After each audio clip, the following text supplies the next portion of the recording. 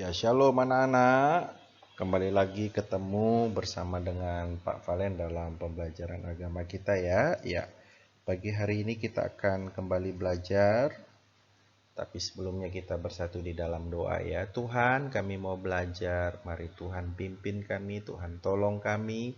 Tuhan bawa kami kepada pengertian yang lebih lagi tentang Engkau. Berkati kami, berkati guru kami. Layakkan kami dan perkenankan kami untuk mengerti apa yang menjadi maunya Tuhan dalam pembelajaran kami. Inilah doa kami ya Tuhan, di dalam nama Tuhan Yesus, Tuhan dan Juru Selamat kami sudah berdoa.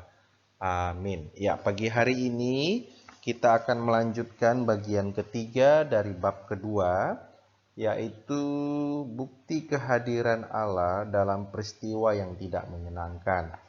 Kalau kemarin Pak Valen sudah jelaskan, bagian kedua itu adalah bukti ya kehadiran Allah dalam hidup manusia, khususnya dalam peristiwa yang menyenangkan. Hari ini kita akan belajar yang tidak menyenangkan. Ya, jadi anak-anak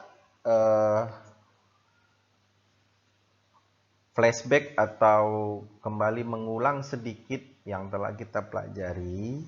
Ingat, peristiwa di dalam kehidupan kita itu ada dua jenis. Ada peristiwa yang menyenangkan dan ada peristiwa yang tidak menyenangkan. Nah, kedua peristiwa itu silih berganti di dalam hidup kita. Jadi tidak ada manusia yang senang terus mengalami peristiwa yang menyenangkan terus dan tidak pernah mengalami peristiwa yang menyedihkan. Atau sebaliknya, manusia mengalami peristiwa menyedihkan terus, menderita terus, tetapi tidak ada peristiwa yang menyenangkan. Tidak, ya. Jadi manusia mengalami dua peristiwa dalam hidupnya, menyenangkan dan tidak menyenangkan, menderita dan juga tidak menderita, ya. Jadi dua hal itu memang Tuhan sediakan dan Tuhan hadirkan untuk menjadi pengalaman dan pembelajaran, juga untuk dapat mengenal diri dan mengenal Tuhan dengan baik ya.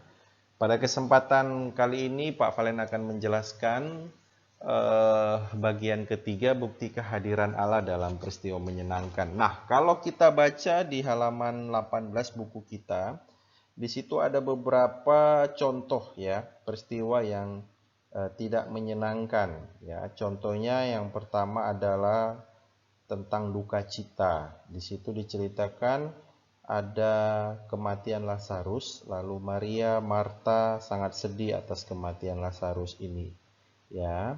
Lalu di situ juga diceritakan bagaimana selanjutnya bagaimana tentang tentang peristiwa pernikahan di Kana yang kehabisan anggur ya. Di situ juga peristiwa yang tidak menyenangkan, di tengah-tengah pesta anggur habis ya. Pada kesempatan kali ini Pak Valen mau menjelaskan secara singkat dan juga inti ya. Jadi tidak semua Pak Valen ceritakan di sini untuk menolong kalian mengerti bukti kehadiran Allah. Ya, jadi ada beberapa bukti kehadiran Allah ya dalam peristiwa yang tidak menyenangkan. Yang pertama, ingat selalu Tuhan Yesus tetap menyertai dalam peristiwa apapun.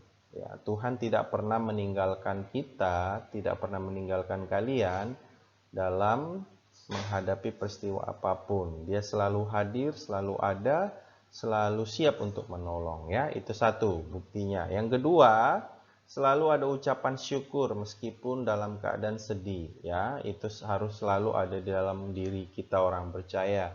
Jadi jangan hanya yang senang saja terus kita berterima kasih.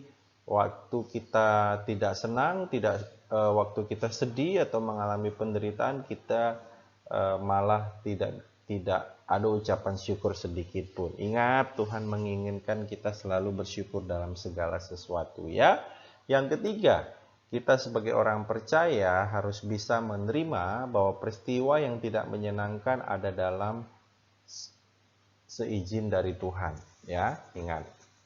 Jadi peristiwa yang tidak menyenangkan atau peristiwa penderitaan yang kita alami itu juga seizin dari Tuhan. Ya, ada banyak tokoh di dalam Alkitab yang mengalami penderitaan hidup itu juga seizin dari Tuhan. Contohnya siapa? Ya, Yusuf ya, yang dijual oleh kakak atau kakaknya sendiri, saudara-saudaranya sendiri ya. Itu peristiwa yang sangat menyakitkan ya. Tetapi apa yang terjadi? Ya, melalui peristiwa yang tidak menyenangkan itu, ternyata ada hal yang baik yang Tuhan sediakan bagi Yusuf dan saudara-saudaranya. Dengan Yusuf dijual ke Mesir dan menjadi budak di Mesir, lalu berpindah menjadi perdana menteri, maka dengan kehadiran Yusuf di Mesir, itu memelihara keturunan dari Yakub ya, keluarganya. Itulah yang terjadi. Lalu peristiwa duka cita ya yang keempat, dapat meneguhkan iman kita kepada Tuhan. Ya, betul ya. Contoh Ayub ya. Ayub adalah seorang kaya yang memiliki kekayaan yang luar biasa. Tetapi dalam masa hidupnya, dalam titik masa hidupnya, semuanya diambil oleh Tuhan. Lalu apa yang dikatakan oleh Ayub ketika dia mengerti apa yang Tuhan mau dalam hidupnya?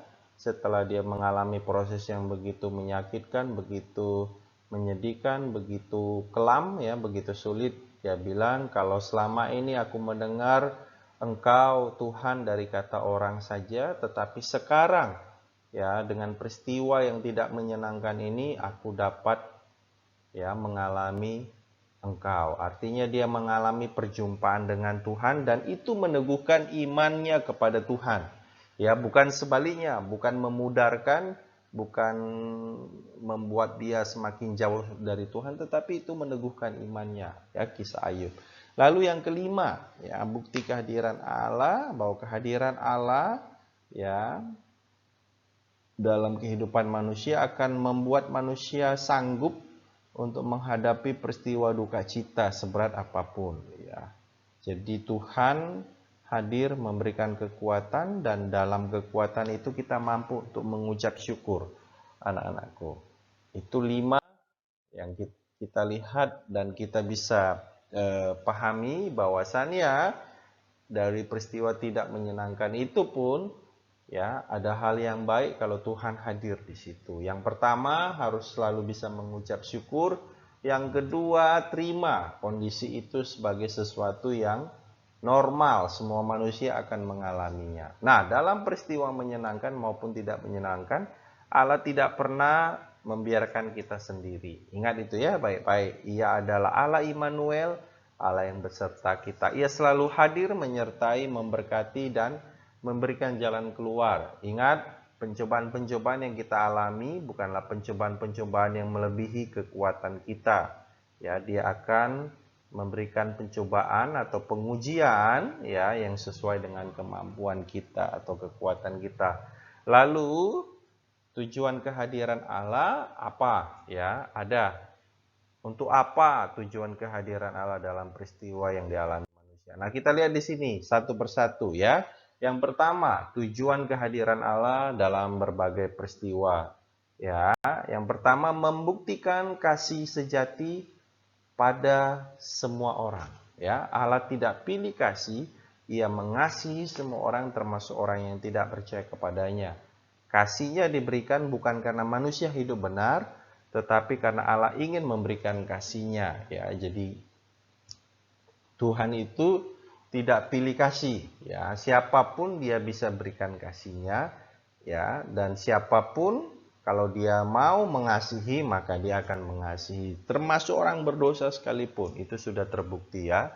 Jadi di sini ya kehadiran Allah yang pertama membuktikan kasih yang sejati ya dari Tuhan untuk semua orang.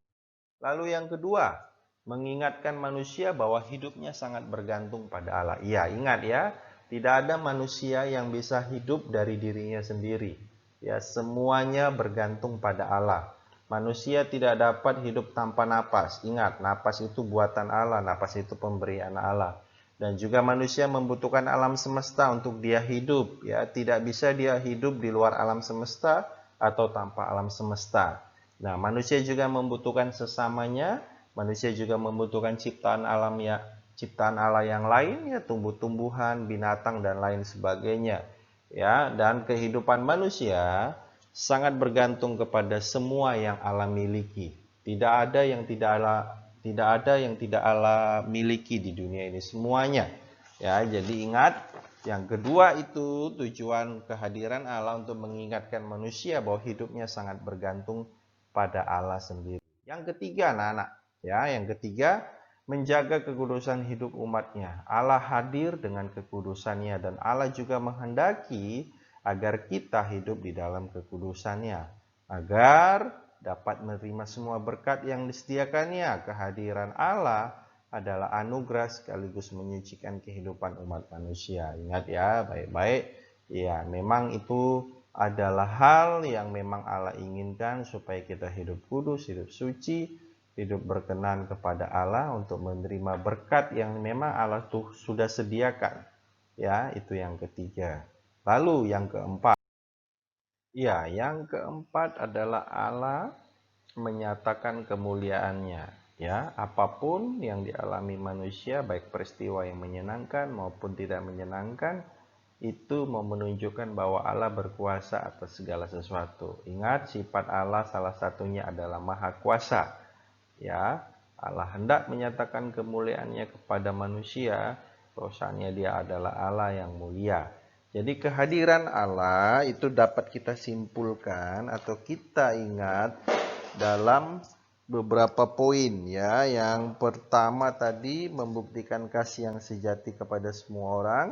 Yang kedua mengingatkan manusia bahwa hidupnya sangat bergantung kepada Allah. Yang ketiga menjaga kekudusan hidup manusia atau umatnya. Allah hadir dengan kekudusannya. Dan yang terakhir menyatakan kemuliaan apapun yang dialami manusia, baik peristiwa menyenangkan maupun tidak menyenangkan, menunjukkan Allah berkuasa dan maha kuasa akan segala sesuatu. Ya, jadi anak-anakku, dari bab 2 ini kita bisa belajar, ingat, untuk selalu bersyukur, baik itu ketika kamu mengalami peristiwa menyenangkan ataupun tidak menyenangkan.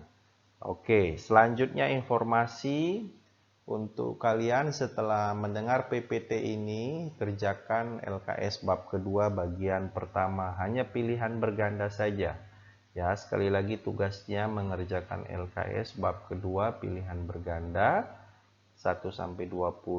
Nanti setelah selesai kalian mengerjakannya, kalian boleh japri DM Pak Valen untuk meminta kunci jawaban, tapi tidak boleh ya curang kalau sudah selesai.